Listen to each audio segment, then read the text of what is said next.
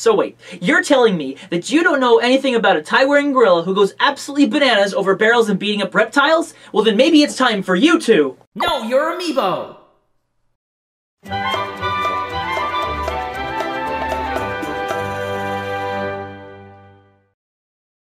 Donkey Kong is one of Nintendo's oldest franchises, sitting alongside Mario and others from the arcade era of video games. However, unlike the Red Plumber, the Big Ape's life has been a roller coaster of different franchises, spin-offs, and developers.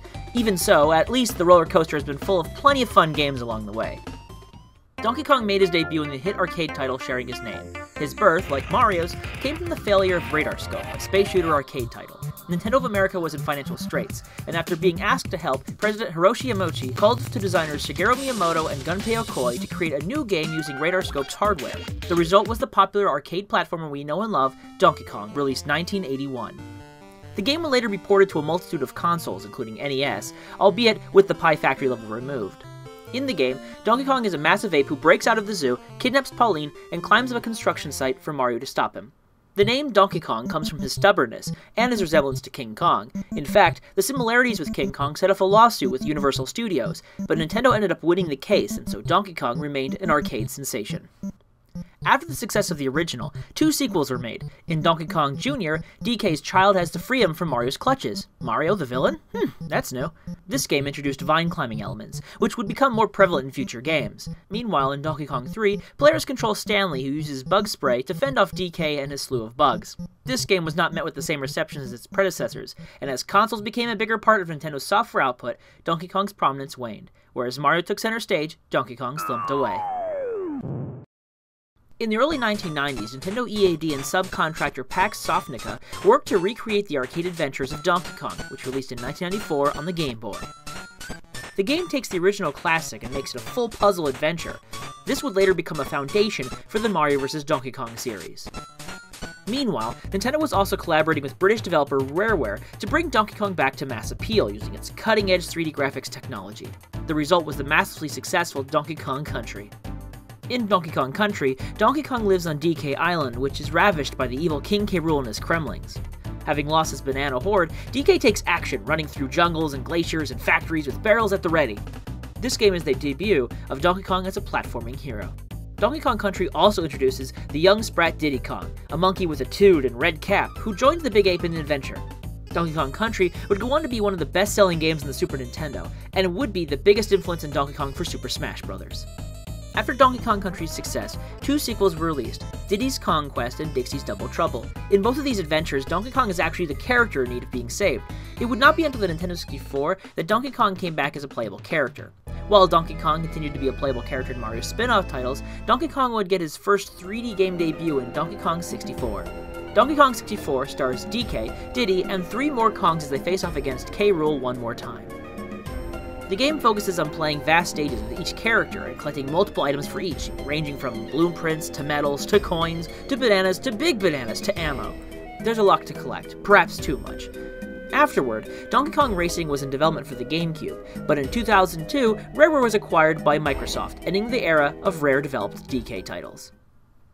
On the GameCube, Donkey Kong would shift focus from platforming adventures to music arcade experiences. In 2003, Nintendo collaborated with Taiko Drum Master developer Namco to produce a bongo drum controller for a DK-themed music game, Donkey Konga.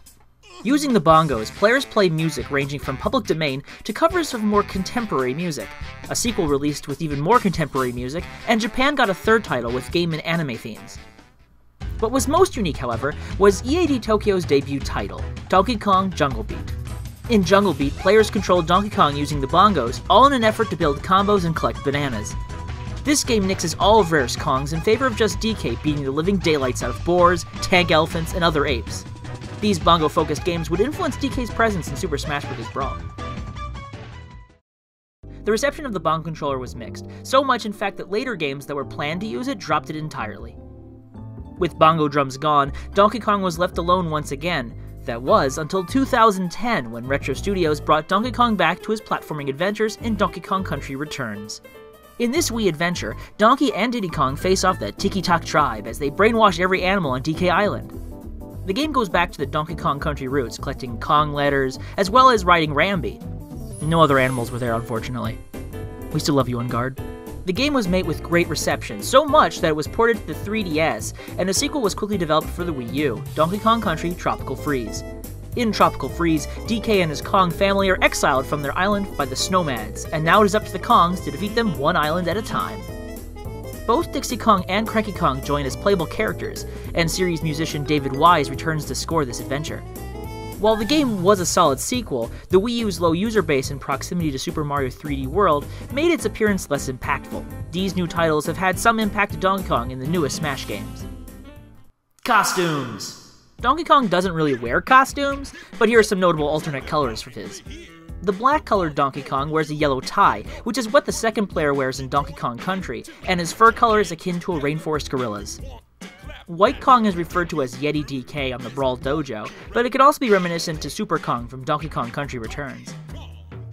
The yellow-furred Donkey Kong could be seen as similar to the effects of banana juice in Donkey Kong Country Returns. Now here's a stretch. Pink is somewhat of a reference to Donkey Kong Jr. Math. Yes, Donkey Kong Jr. Math. Pink Donkey Kong Jr. is the second player's character in the game. I just had to get an obscure reference in there, I'm sorry. Move set! Most of Donkey Kong's movement is based in part by his appearance in Donkey Kong Country, although his actual special moves are mixed in that regard. Most notably, DK can grab onto other fighters and carry them on his back, akin to how he holds barrels and other items in the Donkey Kong Country series. Standard Special, Giant Punch. Donkey Kong winds up a super powerful punch, which he then lets out and is activated again. While Donkey Kong has beaten down enemies in Rareware titles, Smash Bros. Established the wind-up punch. This would be more used in Donkey Kong Jungle Beat and the Donkey Kong Country Returns titles. Up Special, Spinning Kong. Donkey Kong spins wildly in the air, moving more horizontally than vertically. While DK never used this ability in-game, it can be a play on Dixie Kong's ponytail, which allowed her to stay airborne longer in Donkey Kong Countries 2 and 3, and most recently in Tropical Freeze. Side Special, Headbutt. DK slams fighters into the ground for greater beatdowns. This move is a Smash original. Down Special, Hand Slap. This move shakes the ground with slapping hands, and it has been seen in DK's moveset since Donkey Kong Country.